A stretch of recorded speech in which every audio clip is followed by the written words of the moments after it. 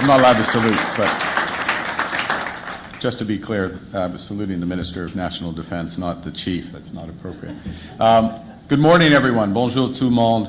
Thank you for being here, Chief, Minister of Defense, colleagues. Janice, thank you for that introduction. Hopefully you got my version of it. We're able to read it out.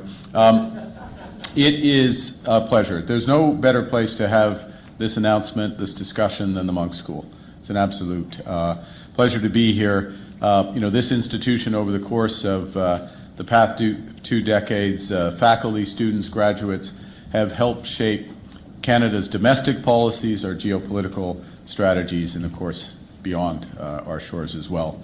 And we wanted to make this announcement here because your insights here at Monk have never been in more demand than at this hinge moment in our history.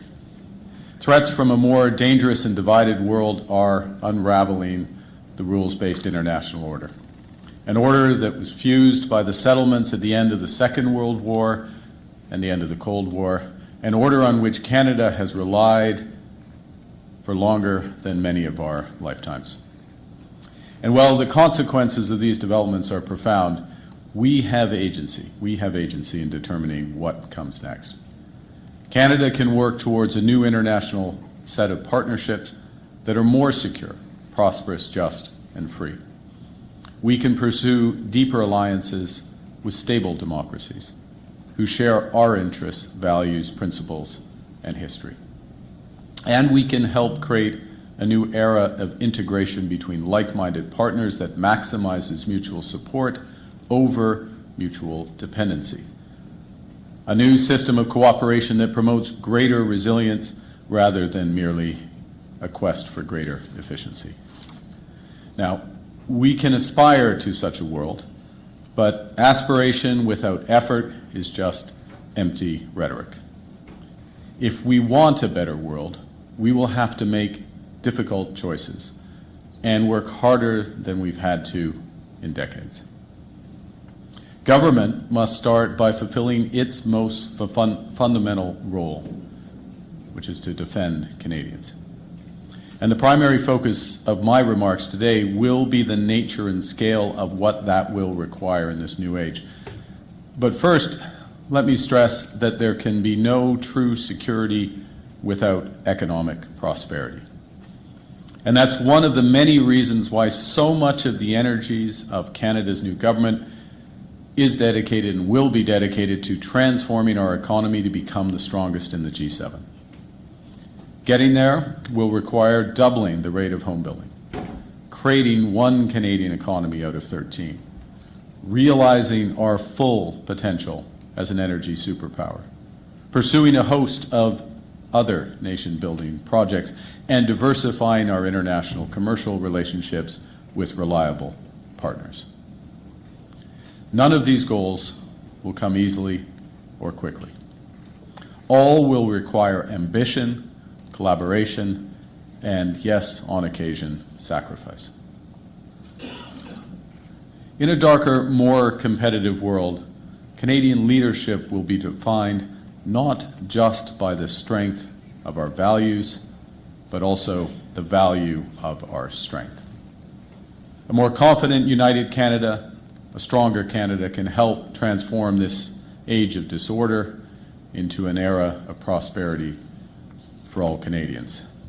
And simply put, if we want a more reliable world, we need a stronger Canada. If Canada came of age at Vimy Ridge, we matured in the decades that followed D-Day. Depuis la Deuxième Guerre mondiale, le Canada a affirmé son indépendance. Nous avons forgé notre propre identité et de nouvelles alliances. De plus en plus, nous nous sommes éloignés du Royaume-Uni et nous nous sommes rapprochés des États-Unis. Nous sommes restés aux côtés des Américains tout au long de la guerre froide et lors des décennies suivantes, alors que les États-Unis ont joué un rôle prédominant sur l'échiquier mondial. Aujourd'hui, cette prédominance et choses du passé. With the fall of the Berlin Wall, the United States became the global hegemon. Its gravitational pull on Canada, always strong, became virtually irresistible and made the U.S. our closest ally and dominant trading partner. But now, the United States is beginning to monetize its hegemony, charging for access to its markets and reducing its relative contribution to our collective security. In parallel, the world's trade routes, allegiances, energy systems, and even intelligence itself are being rewired. Rising great powers are now in strategic competition with America. A new imperialism threatens. Middle powers must compete for interests and attention, knowing that if they're not at the table, they're on the menu. Indeed, the threats that Canada faces are multiplying. Hostile powers, including foreign governments and non-state actors, are transcending geography to threaten our sovereignty. Terrorist entities have developed new capabilities and expanded their reach to challenge global security and put our communities at risk. Cyber attacks from the other side of the world can undermine our government, bankrupt our businesses, and paralyze our infrastructure. Et plus de leur capacité en ce qui a trait à la cybersécurité, les capacités militaires traditionnelles d'États comme la Chine et la Russie sont, elles aussi, en croissance. Malheureusement, nous ne pouvons plus compter sur notre situation géographique pour protéger les Canadiens et Canadiennes face à ces menaces. The long-held view that Canada's geographic location will protect us is becoming increasingly archaic. Threats which felt far away and remote are now immediate and acute. And as our climate changes and the polar ice recedes, Canada's Arctic is becoming more accessible and more vulnerable to commercial and military activity. We've been jolted awake by new threats to our security and sovereignty, including from an emboldened Russia and an assertive China. Russia's barbaric invasion of Ukraine shattered previous assumptions of European post-Cold War security, leading to sharp reappraisals of the costs of collective responsibility, and underscoring how precious and precarious are international law, sovereignty, territorial integrity, and human rights. Disregarding these principles would not only betray our values, but also imperil our nation. When we stand up for territorial integrity, whether it's in Ukraine or West Bank and Gaza, we are also standing up for the territorial integrity of the Canadian Arctic. 10 years ago, Canada's defense spending fell to less than 1% of GDP. It has since doubled in cash terms, but it's still not close enough to face these mounting risks. The brave women and men who are protecting our sovereignty do not have the resources they need for a riskier world. Our military infrastructure and equipment have aged, hindering our military preparedness. I'll give an example or two. Only one of our 4 submarines is seaworthy. Less than half our maritime fleet and land vehicles are operational. More broadly, we're too reliant on the United States.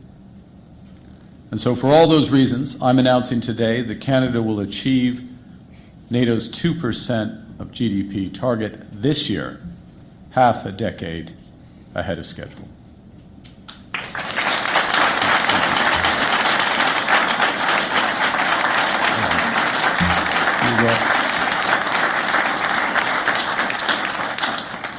And we will further accelerate our investments in years to come, consistent with meeting these new security imperatives. We'll start by changing the way we support and invest in our armed forces. We will change the way we arm the men and women who serve, so we can fight on new battlegrounds in unfamiliar territory, so we can defend every inch of our sovereign territory, from seafloor to the Arctic to cyberspace, so we can protect Canadians our interests, and our allies. Canada's new government will rebuild, reinvest, and rearm the Canadian Armed Forces with a strategy that rests on 4 pillars. Investing in the foundations of defense, the women and men who serve, and the equipment and infrastructure that they use. Second, we will enhance and expand our military capabilities. Third, we'll strengthen Canada's defense industry. And we will diversify Canada's defense partnerships.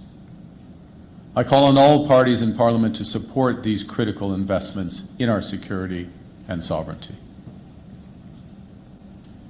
Our plan will help ensure that Canada is strong at home and reliable abroad.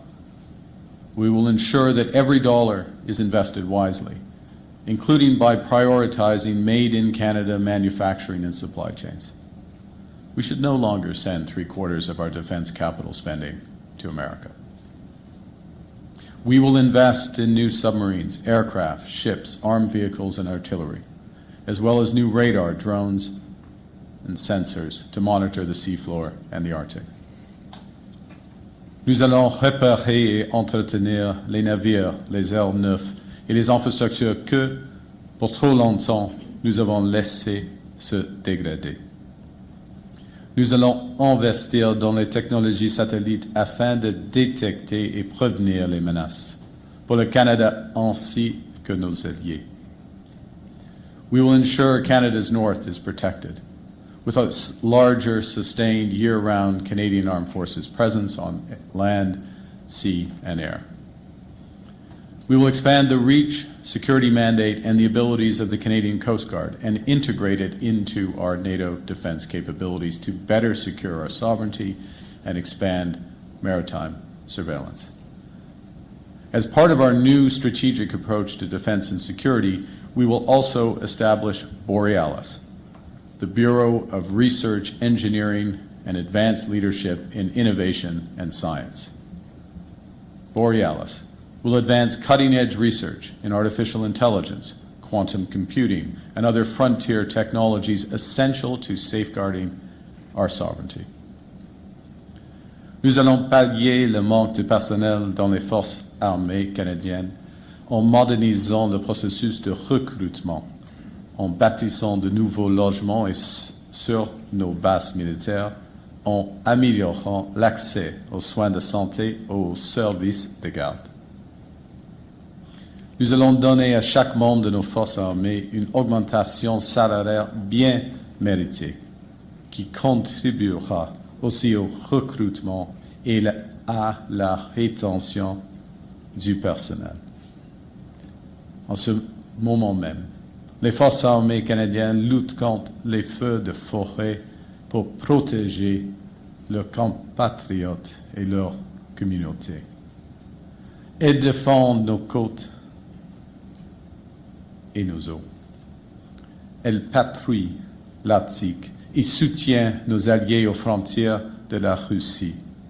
Elles le font dans des conditions difficiles et trop souvent avec l'équipement inadéquat. Elles méritent mieux et elles auront mieux. In parallel, we are actively seeking to strengthen transatlantic security, particularly by becoming a participant in Rearm Europe. This will help diversify our military suppliers with reliable European partners and integrate the Canadian defense industry as full participants in 150 billion euros of Europe's rearmament program. To these ends, the Canada-EU summit later this month will be more important than ever. And Canada will arrive at this summit with a plan to lead, with new investments to build our strength in service of our values. This will include our support for a new NATO defense industrial pledge, which will be negotiated at the NATO summit. The Defense Industrial Pledge encompasses both assets and infrastructure that support our defense goals. Canada is confident that our economic strategy and our many strategic resources, from critical minerals to cyber, will make major contributions to NATO security. We will support tangible commitments from our allies to provide NATO with the necessary resolve to deter aggression and protect against all adversaries in all domains. Our fundamental goal in all of this is to protect Canadians, not to satisfy NATO accountants. Ce qui va assurer notre sécurité et celle de tous les citoyens des pays des membres de l'OTAN, ce sont des progrès tangibles et non un calcul mathématique.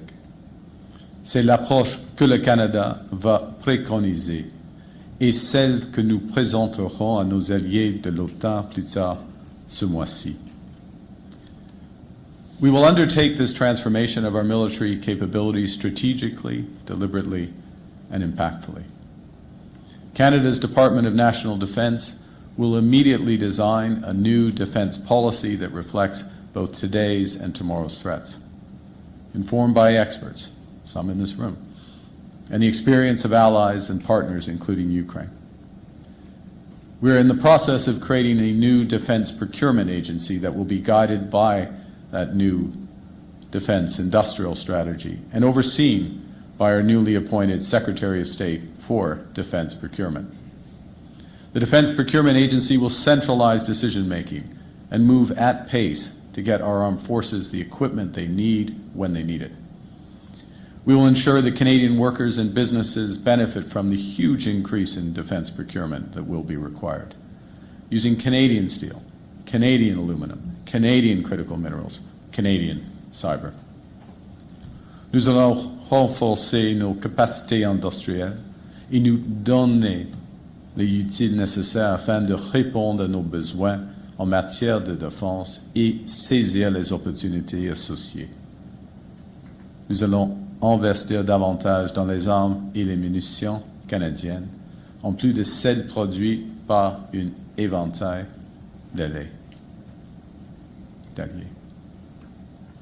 It will be challenging to protect Canada and Canadians against growing and changing threats, all while building a stronger Canadian economy. But these are the imperatives of a more dangerous world. And as His Majesty the King reminded us just 2 weeks ago, our greatest challenges present immense opportunities.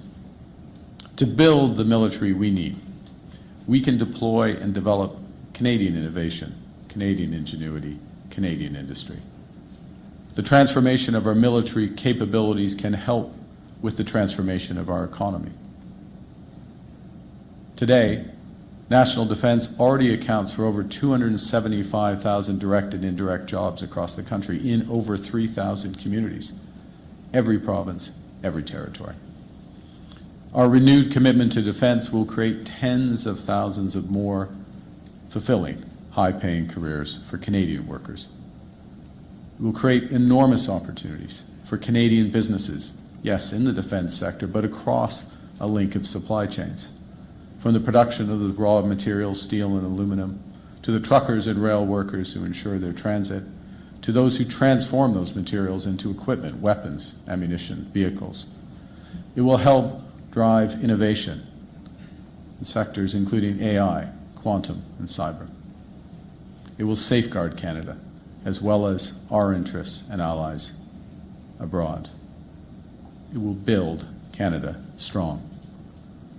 Nous allons assurer notre sécurité dans un monde qui a été profondément transformé. Nous allons créer de bonnes carrières et de la prospérité à travers le Canada. En ce faisant, nous allons protéger cette prospérité, protéger notre qualité de vie et protéger notre façon d'être. Throughout Canada's history, there have been turning points where the world's fortunes were in the balance. That was the case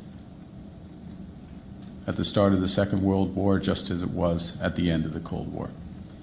And each time, Canada chose to step up, to assert ourselves as a free, sovereign, and ambitious nation, to lead on the path of democracy and freedom.